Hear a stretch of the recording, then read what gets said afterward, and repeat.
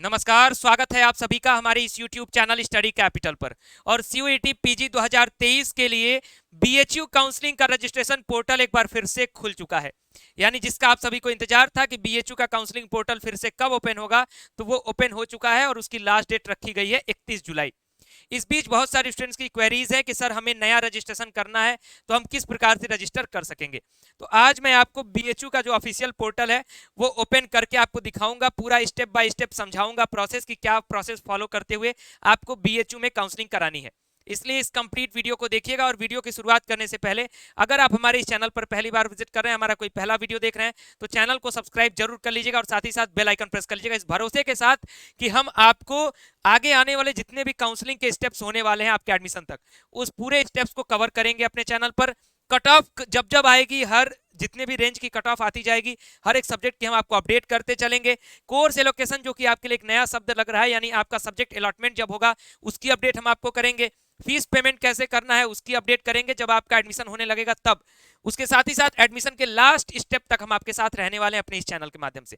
दूसरी जरूरी सूचना, वीडियो की शुरुआत करने से पहले ही, यानी फॉर्म भरने से पहले ही, एक और हमारा चैनल आपको मिलेगा, वो उसका नाम होगा CUET PG स्टडी कैपिटल, जिसका लिंक इस वीडियो के डिस्क्रिप्शन बॉक्स में आपको मिल जाएगा। उसको जरूर सब्सक्राइब कर लीजिएगा, क्योंकि इसमें कुछ जो महत्वपूर्ण स्टेप्स होंगे वो हम अपने मेन चैनल पर देंगे। बाकी के जो जैसे कट ऑफ वगैरह की वीडियोस होंगी वो हम आपको अपने सेकेंडरी चैनल पर देने वाले हैं, जिसका लिंक इस वीडियो के डिस्क्रिप्शन बॉक्स में आपको मिलेगा, वहां से आप लोग रजिस्टर कर लीजिएगा।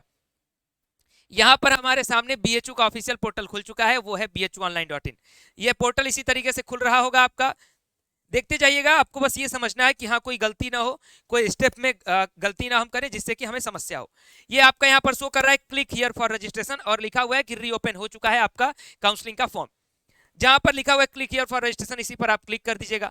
अब क्लिक करने के बाद देखिए बहुत सारी नोटिफिकेशंस आपके सामने दिख रही हैं। BHU PG रजिस्ट्रेशन टिल 31 जुलाई रीओपेंड, यानी दोबारा ये पोर्टल खुला है जो कि 31 जुलाई तक खुला रहेगा। और ध्यान दीजिएगा इसके बाद डेट बढ़ेगी भी नहीं, इसलिए आप लोग इसी बीच जो भी आपको करना होगा रजिस्ट्रेशन वगैरह वो कर लीजिएगा।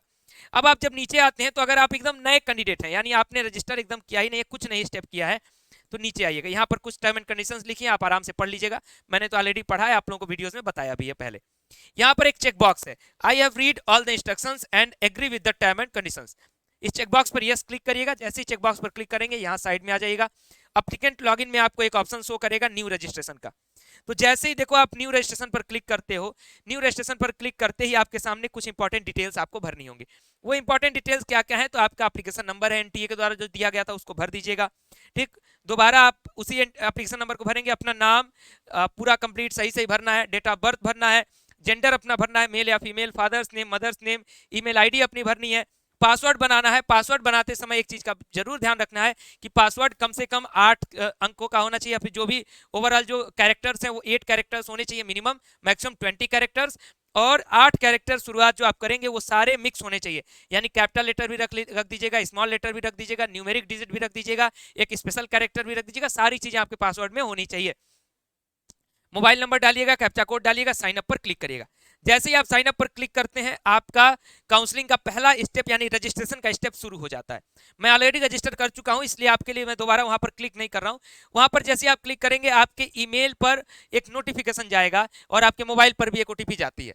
वो OTP जब आपके पास जाएगी, तो जैसा कि मैं आपको क्लिक हियर फॉर रजिस्ट्रेशन पर दिखा रहा था, यहाँ पर आपके सामने आएगा एक्टिवेट योर अकाउंट का ऑप्शन। ठीक, ये एक्टिवेट योर अकाउंट का जो ऑप्शन आएगा उसमें OTP वगैरह डाल करके आपको सारी चीजें वेरीफाई कर लेनी है। अब जब सब कुछ आप वेरीफाई कर लेते हैं, एक बार फिर से आप पोर्टल पर वापस आ जाएंगे। पोर्टल पर वापस आने के बाद अब आपने जिस ईमेल आईडी से लॉगिन किया है, इस लॉगिन पर क्लिक करिएगा। जो आपने ईमेल आईडी डाली थी वो ईमेल आईडी यहाँ पे डाल दीजिएगा। जैसा कि मैं जिस ईमेल आईडी से लॉगिन किया था पहले, उसी ईमेल आईडी को डाल चुका हूँ। ठीक है, यहाँ ईमेल आईडी हम डाल देते हैं। अब देखिए मैं क्यों कह रहा हूँ कि मैं पहले ही लॉगिन कर चुका हूँ, क्योंकि मैंने आप सभी के लिए जब पहले भी फॉर्म खुला था उस समय भी मैं वीडियो बनाया था। जो स्टूडेंट उस समय रजिस्टर किए हैं उस समय मेरा वीडियो आप लोगों ने देखा होगा।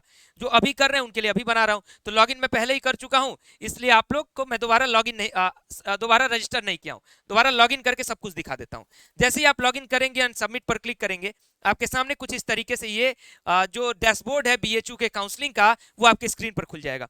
कुछ महत्वपूर्ण स्टेप्स आपको शो करेंगे। यहाँ शो करेगा rules and regulation, my application, preview form, make payment, course preference. अब इसमें करना क्या होगा, जो लोग शुरुआत से कर रहे होंगे, यानी मैंने बोला कि आप रजिस्टर करके आए तो सबसे पहले ये रूल्स एंड रेगुलेशन वाले पर क्लिक करिएगा। रूल्स एंड रेगुलेशन पर मैं आपको क्लिक करके दिखाता हूं कि क्या होने वाला है। चलिए, मैंने रूल्स एंड रेगुलेशन पर क्लिक किया। यहाँ पर जितने भी टर्म एंड कंडीशंस है, जो इंपॉर्टेंट नोटिसेस हैं एनटीए के द्वारा और बीएचयू के द्वारा, वो सारी नोटिसेस यहाँ पर दिखाई जा रही हैं। मतलब अगर आप अपनी सुविधा के लिए चाहे तो पढ़ सकते हैं, पढ़ना है तो पढ़िए, नहीं पढ़ना है तो आगे बढ़िए। वैसे पढ़ लेना चाहिए, लेकिन स्टूडेंट जनरली पढ़ते नहीं है, इतना काम करना नहीं चाहते हैं। वैसे वीडियोस में हम लोग इसलिए आप सभी को बता ही देते हैं। तो यहाँ पर नेक्स्ट पेज पर क्लिक करिएगा।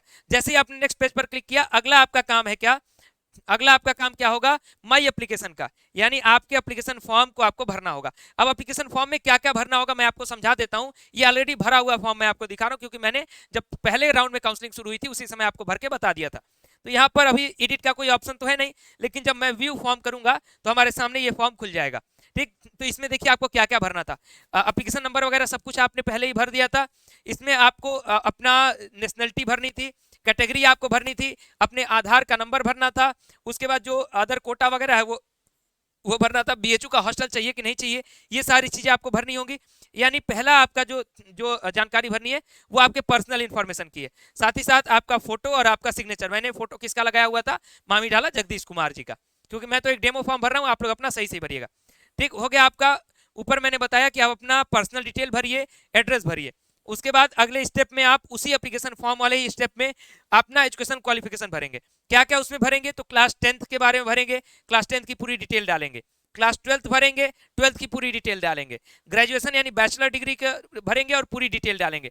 बैचलर डिग्री में क्या क्या भरना होगा, तो अगर आपके पास जितना मार्कशीट है उतने तक ही भरिएगा, उसके आगे का आपको भरने की कोई आवश्यकता नहीं है, कोई दिक्कत नहीं होगा। यानी 4 सेमेस्टर तक है, 5 सेमेस्टर तक है, वहां तक आप भर सकते हैं। अगला आपके लिए जो जरूरी होगा वो होगा आपको किस कोर्स में आप एडमिशन लेना चाहते हैं। ठीक, आपने कई कोर्स का फॉर्म भरा होगा या फिर एक कोर्स का फॉर्म भरा होगा। एक का भरे होंगे तो एक ही सेलेक्ट करेंगे, कई भरे होंगे तो आप पे डिपेंड करता है कि किस में काउंसलिंग कराना चाहते हैं, वो कोर्सेज आप भर दीजिएगा। उसके बाद आप पेड सीट के लिए ऑप्ट करना चाहते हैं कि नहीं करना चाहते। जैसा कि मैं आपको पहले भी बता चुका हूं कि बीएचयू में जो पेड सीट है वो 15% एक्स्ट्रा सीट्स होती हैं, तो आप जिनको भरना होगा यस कर दीजिएगा। वैसे मैक्सिमम स्टूडेंट इसमें यस कर ही दें। और जैसा कि मैंने बताया कि आपको क्या क्या डॉक्यूमेंट्स डालने होंगे, तो 10+2 का मार्कशीट अपलोड करना है, ग्रेजुएशन का अपलोड करना है, 10th का मार्कशीट अपलोड करना है, और एक अंडरटेकिंग जो कि टीसीसीसी आप नहीं जमा कर रहे हैं उसके लिए। फिर आपको अपने बैंक की डिटेल डालनी है। बैंक की डिटेल आपको इसलिए कि आगे आने वाले समय में अगर आप अपना एडमिशन कैंसिल कराते हैं, एडमिशन के समय जो फीस पेमेंट करेंगे वो फीस आपकी वापस हो सकती है, ये काउंसलिंग वाली नहीं। फिर नीचे आइएगा, यहाँ पे आपका जो भी डिटेल वगैरह है उन सारी डिटेल को वेरीफाई करते हुए प्रोसीड टू पेमेंट पर आ जाइएगा। अब सिंपल सा आप प्रोसीड टू पेमेंट पर आएंगे, यहाँ पर आपको पेमेंट का ऑप्शन देगा, पेमेंट का मोड शो करेगा, ऑनलाइन मोड में आपको पेमेंट करना है। जो भी आपका पेमेंट की फीस दिखाएगी, देखिए मेरा 1100 यहाँ पे दिखा रहा है, 1100 मैं ये पेमेंट करूंगा, और जैसे ही मैं पेमेंट करूंगा यहाँ पर मेरा रजिस्ट्रेशन कंप्लीट हो जाएगा। एक बार फिर से मैं आपको इस डैशबोर्ड पे आ जाता हूं। मैंने क्या बताया, रूल्स एंड रेगुलेशंस पढ़िएगा।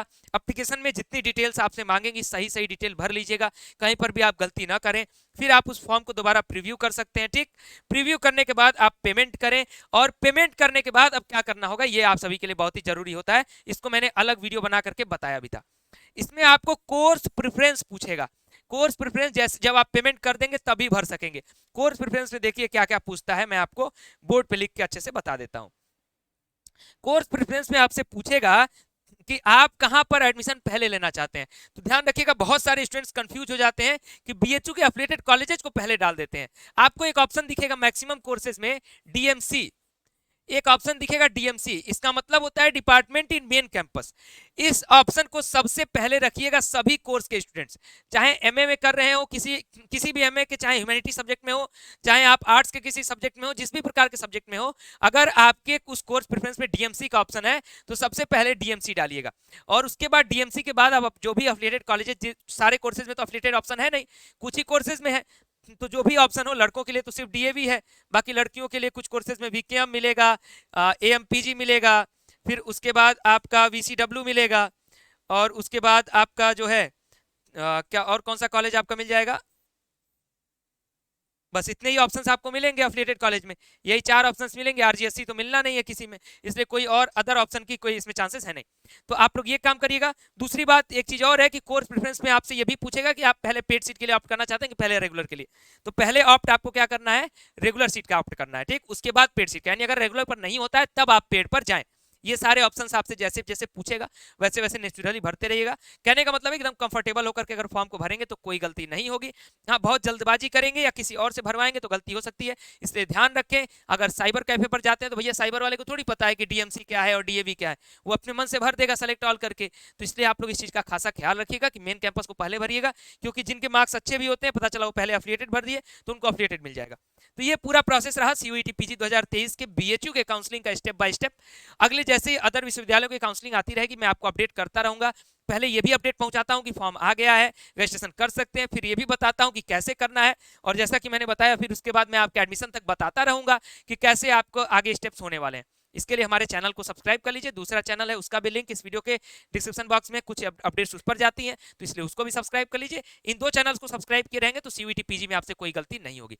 फिलहाल इस वीडियो को यहीं पर एंड करूंगा, वीडियो को लाइक करें, शेयर करें और चैनल को सब्सक्राइब करें। बहुत बहुत धन्यवाद, नमस्कार।